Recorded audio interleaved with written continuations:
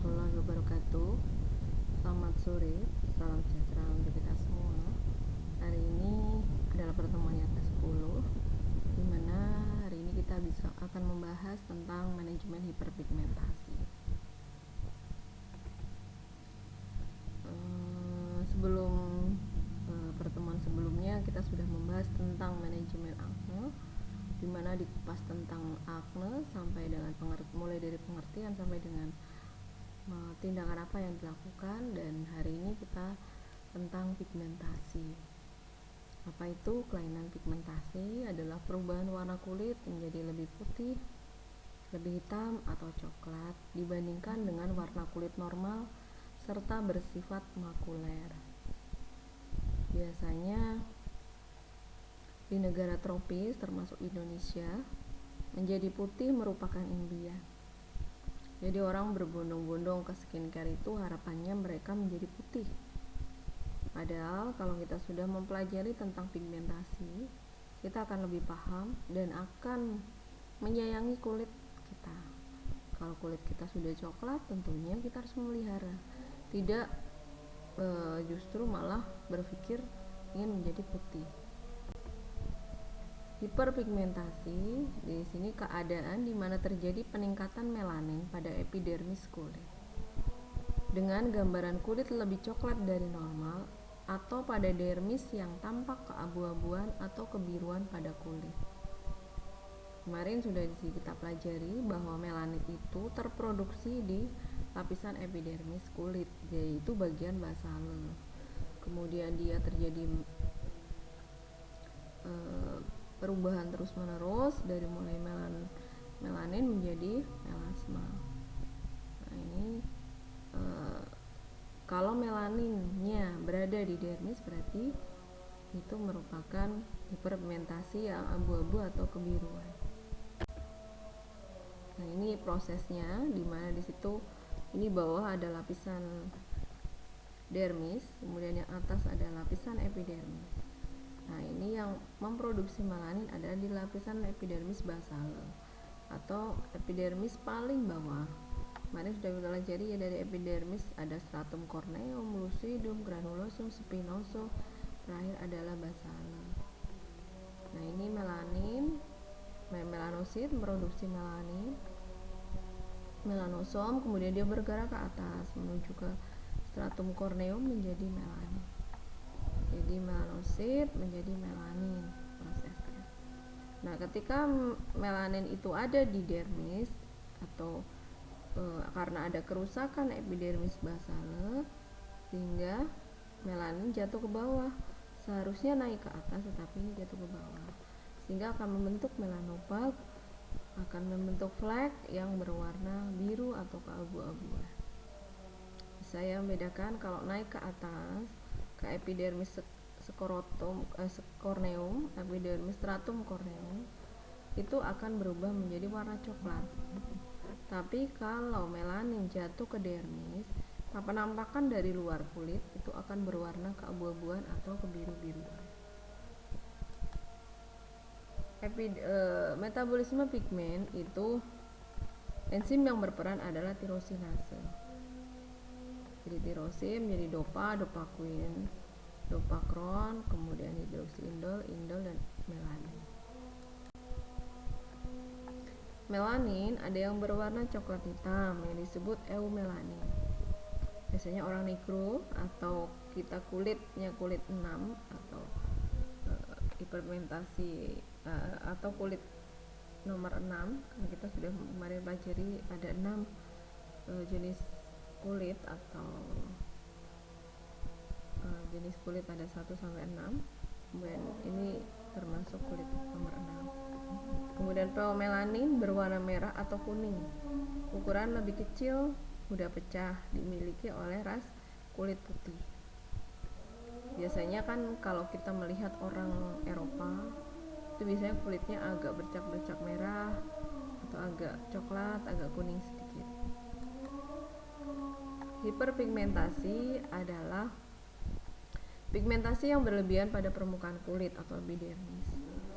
Biasanya terjadi karena peningkatan melanin di epidermis, dermis, atau keduanya. warna akan menjadi lebih hitam coklat dibandingkan dengan kulit normal. Seperti ini ya, ini namanya melasma.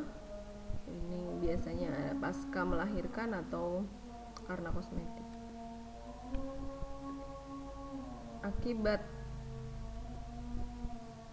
Akibatnya adalah peningkatan melanin di epidermis, dermis atau keduanya.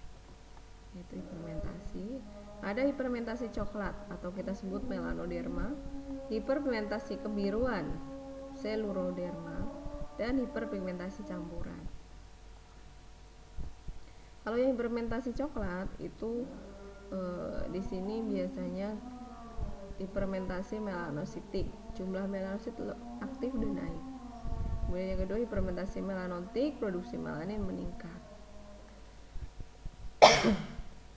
Hiperpigmentasi kebiruan karena tadi sudah saya sampaikan kerusakan membran basal sehingga melanin jatuh ke dermis dan difagosit oleh makrofag. Jadi jatuh ke bawah, ke bagian dermis. Hiperpigmentasi campuran berarti antara biru dan coklat warnanya. Penyebab hiperpigmentasi itu bermacam-macam. Tidak bisa satu penyebab jadikan satu penyebab, itu tidak bisa. Kita harus melihat banyak sekali faktor. Yang pertama dari eksogen, misalnya karena sinar UV atau obat-obatan. Kalau kita terpapar sering matahari langsung, akhirnya menyebabkan melasma, lentigo. Kemudian karena obat-obatan seperti hormon, estrogen, kosmetik, itu bisa menyebabkan hiperpigmentasi. Yang kedua karena penyakit kulit. Sebagai contoh, kita misalnya ada gatal kemudian menjadi hitam karena digaruk terus sehingga menjadi hiperpigmentasi pasca inflamasi. Atau setelah laser peeling, itu biasanya ada gosong, ada menghitam, itu berarti habis setelah tindakan. Atau kondisi tertentu misalnya kehamilan, tumor hipofisis. Orang hamil biasanya cenderung untuk gelap dari kulit, mulai dari muka, selangkangan, ketiak, bahkan sampai leher, itu biasanya mengalami hiperpigmentasi. Kelainan hiperpigmentasi ada dibagi kategori menjadi dua. Tadi yang epidermis yang berwarna coklat dan dermis yang berwarna kebiruan. Dermis dia udah jatuh ke dermis sehingga makrofag, terbentuk makrofag, kemudian menjadi warna biru terlihat. Kalau yang epidermis contohnya solar antigen, epilate, Cauda-Lair, Nevus Baker, rel melanosit. Nah ini contoh Cauda-Lair. Biasanya ini di body ada beberapa tanda lahir, seperti kalau saya bilang itu biasanya seperti tanda lahir. Kalau di body biasanya sangat tebal. Jadi kalau kita ada tindakan itu tidak bisa dengan healing saja, tetapi kita biasanya harus melukai. Kemudian yang kedua dermis, yaitu warnanya kebiruan atau keabu-abuan. Contoh Nevus octa. Nevus octa yang di mata, sekitar mata biasanya ada tanda lahir warna biru. Kemudian melanocyte nevi, tanda lahir, blue nevi juga tanda biru. Untuk yang campuran atau mixed adalah HPI, melasma, nevus pilus. Kadang ada melasma yang campuran, berwarna seperti coklat tapi seperti keabu-abuan atau kebiruan. Hiperpigmentasi coklat atau epidermal yang di tepi warna coklat. Yang pertama adalah fleckless. Saya biasanya biar gampangnya itu orang bule. Biasanya orang bule suka ada titik-titik di muka atau di kulit. Itu berwarna coklat muda dan diduga karena autosomal dominan. Jadi cenderung untuk bakat atau keturunan. Kemudian lentigo, makula coklat tua batas tegas, ukuran biasanya ini lebih dari 0,5, bukan 0, kurang dari 0,5. Ditemukan di seluruh permukaan kulit dan membran mukosa. Biasanya kalau kita lihat itu seperti nenek-nenek, orang yang sudah menua, biasanya ada seperti lingkaran di muka seperti duit nempel coklat warnanya. Berikutnya adalah melasma, yaitu maku coklat tua di daerah terpajan dan kulit leher. Umumnya simetris kanan dan kiri. Faktor penyebabnya banyak, mulai dari estrogen, progesteron atau hormonal, obat, kosmetik, dan genetik. Wanita lebih banyak pasti. Anda kalau lihat laki-laki, apakah ada yang mereka memiliki flek melasma? Nggak ada.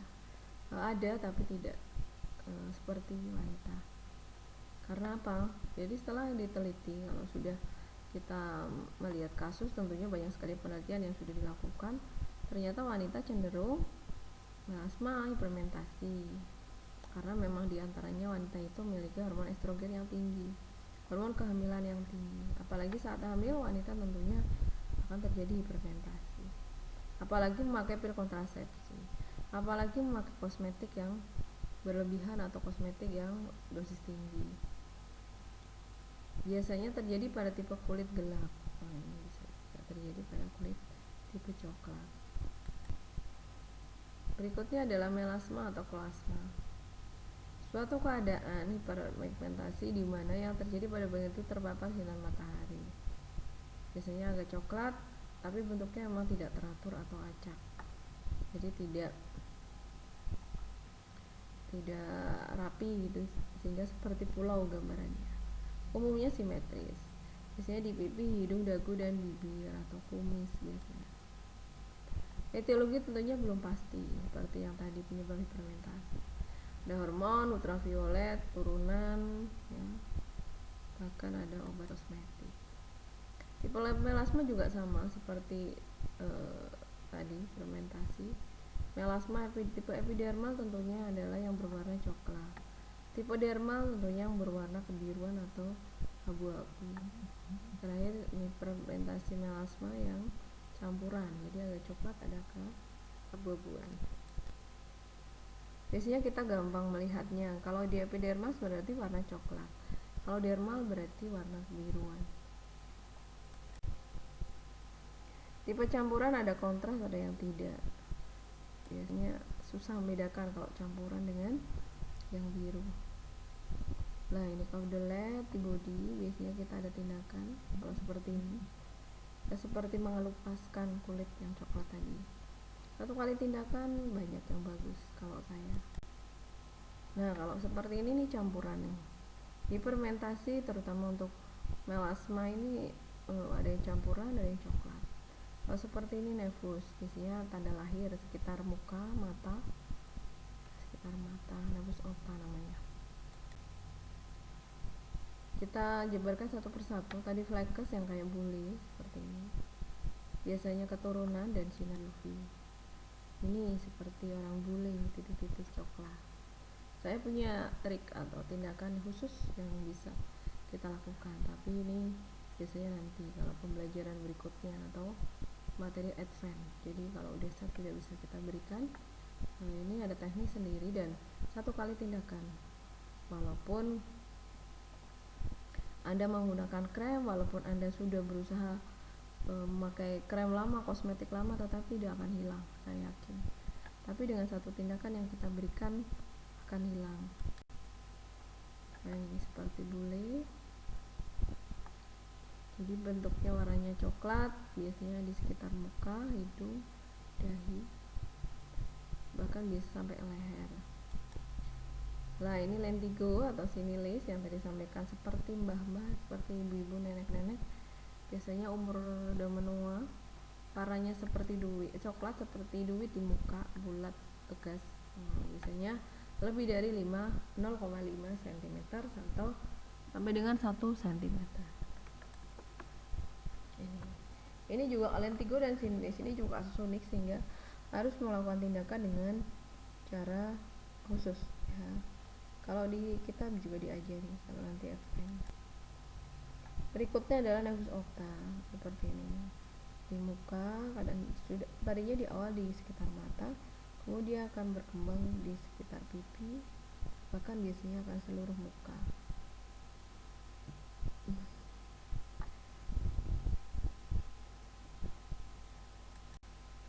Treatment melasma seperti acne kemarin juga ada prinsip treatmentnya. Yang jelas karena melanin itu berlebihan di epidermis maupun dermis, berarti arah kita adalah kita harus menghilangkan melanin yang berlebihan tadi. Jadi kita minimal mengendalikan sintesis melanin. Jadi kita kendalikan produksinya, kita kendalikan pembuatannya gitu. Nah, nanti caranya ada. Dan yang kedua adalah mengurangi pengumpulan, di mana melanin kadang ngumpul di beberapa tempat, seperti di pipi, ngumpul di dahi, ngumpul di hidung. Nah, kita kurangi pengumpulannya, berarti meratakan. Kemudian tingkatkan transportasi melanin ke dalam keratinosit.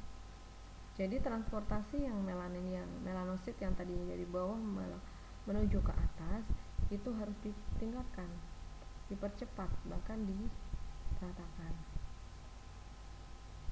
Kalau tadinya melaninnya terlalu lambat, nanti bisa resiko jatuh ke bawah sehingga menjadi resiko flek biru. Kemudian yang berikutnya adalah mobilisasikan melanopak dari dermis. Jadi flek biru yang ada di dermis itu harus kita keluarkan, harus kita buang, harus kita pecah dengan cara teknik tentunya. Kalau sudah terjadi hiperpigmentasi, pasti harus memakai sunblock atau SPF atau krem pagi. Ini wajib. Jadi Anda jangan berpikir hanya malam saja yang membuat putih, bukan, tetapi untuk yang pagi itu melindungi kulit kita dari UV tadi, sehingga akan mengurangi pigmentasi juga.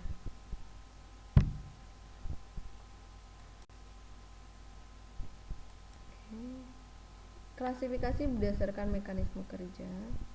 Jadi di sini ada beberapa bleaching agent atau zat yang membuat putih, membuat cerah, lebih cerah.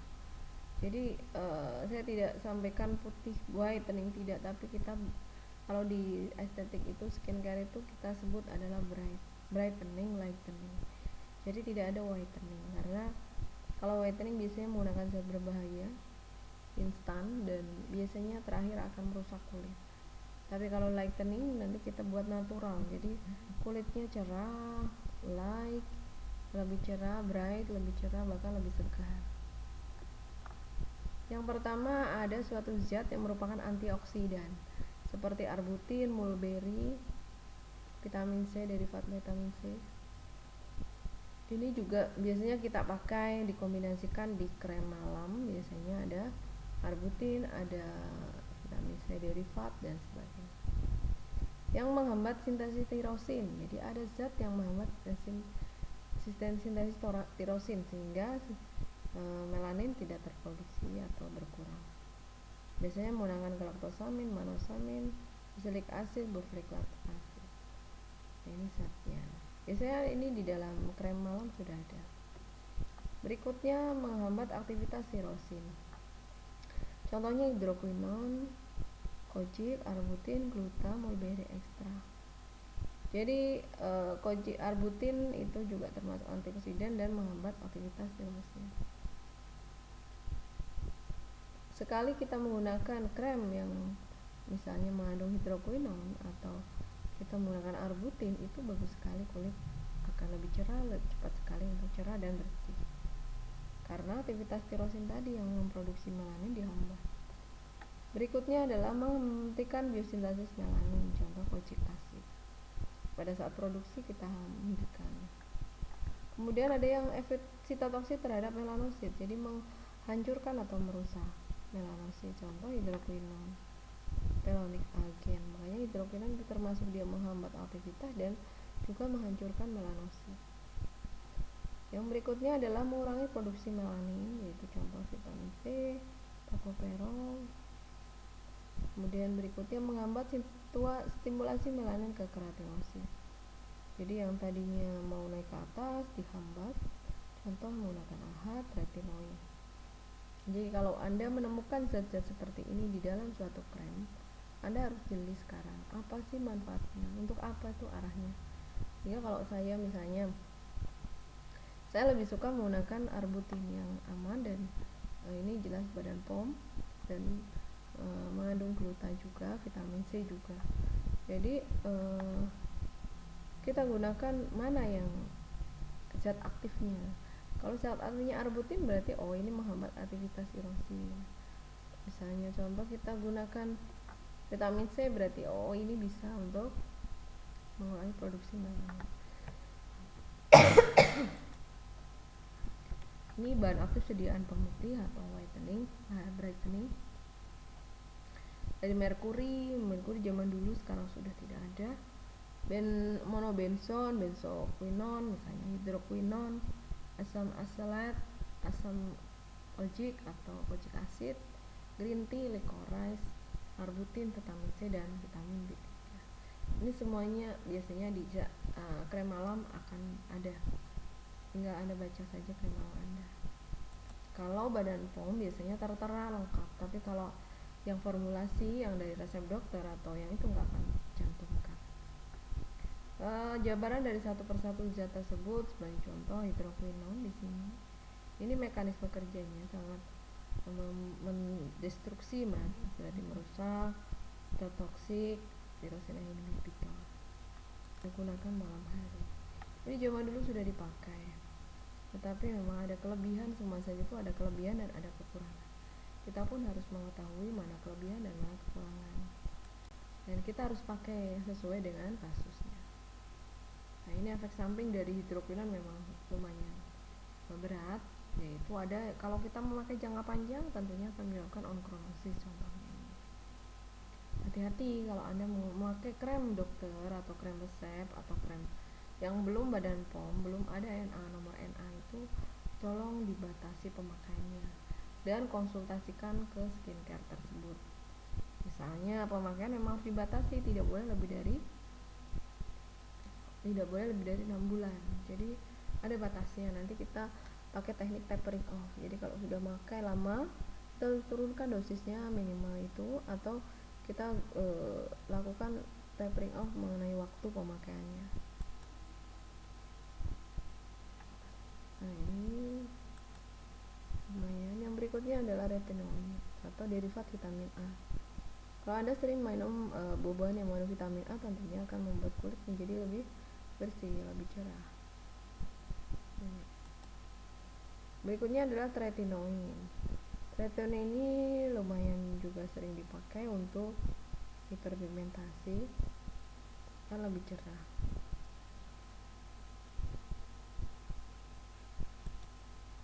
AHA, golongan AHA biasanya ini juga sering dipakai. Ada glikolik asid dari sitrit asid dari jeruk, anggur, apel, almond, tebu, susu. Jadi kalau Anda memakai misalnya masker, contoh masker menggunakan masker jeruk, contoh jeruk lemon, atau masker Anda muka diolesi dengan menggunakan jeruk nipis, ini luar biasa mengandung alpha hidroksi asid. Jadi ini merupakan agen untuk mencerahkan juga. Jadi kalau kita sering, kalau Anda kembali ke herbal, Anda tinggal pilih mau pakai herbal atau mau kimia. Kalau herbal Anda pakai jeruk nipis saja sudah lumayan bagus, rutin 2 hari sekali, tidak sesaat saja tetapi sering terus menerus sampai seumur hidup ibaratnya seperti itu. Murah jeruk kan, murah. Selain diminum, kita juga oleskan ke muka sebagai masker.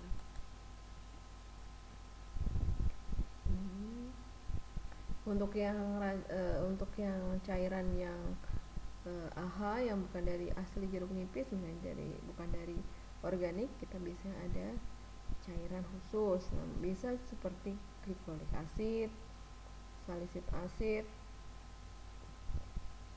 atau yang lainnya. Nah, ini bisa melepaskan juga mulai lapisan korneum, epidermis, kemudian bisa juga menjadi moisturizer. Asam azelaic ini juga lumayan seperti tadi AHA. Ini bisa dipakai untuk kulit yang berjerawat. Efektif juga untuk melasma pada tipe 4-6. Berikutnya arbutin. Arbutin ini dari ekstrak tumbuhan beerberry. Ada alfa arbutin biasanya dari hasil biosintesis. Manfaat untuk memutihkan, mencerahkan. Ada serum arbutin, saya sering pakai serum arbutin karena selain bagus ya untuk serum, karena serum juga meresap 10 kali lipat dibandingkan krem. Kalau krem lumayan tidak terlalu meresap, tapi kalau serum langsung meresap ke dalam kulit. Kojic acid berikutnya di sini biasanya digunakan pada kosmetik, mencegah oksidasi.